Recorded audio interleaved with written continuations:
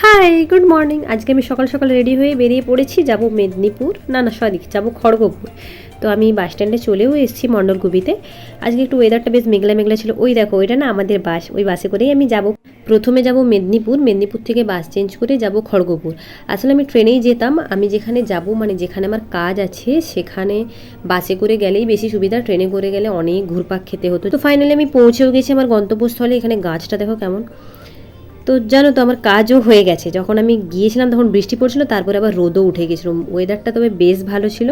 একবার মনে হয় এরকম ওয়েদার যদি সারা বছর থাকতো কি ভালো হতো, তাই না? যাই হোক, আমার না এই দই বড়া খাওয়ার ক্রেভিংস অনেক দিন থেকে হচ্ছিলো, তো আজকে ফাইনালি সুযোগ পেয়েছি। চলো, খাওয়া দাওয়া কমপ্লিট। এখন আমি বাসে চেপে গেছি, বাসে করে চলে এসেছিলাম মণ্ডলকুপি। এত প্রচণ্ড গরম করছিল, তারপরে ওয়েদার তো বেশ ঠান্ডা ঠান্ডা ছিল। তো সন্ধ্যাবেলা আমি পড়ছিলাম গীতা, তারপরে রাত্রেবেলা খাওয়া দাওয়া করে নিলাম। চলো আজ তাহলে আসি, দেখা হচ্ছে আবার কাল। Till then, by.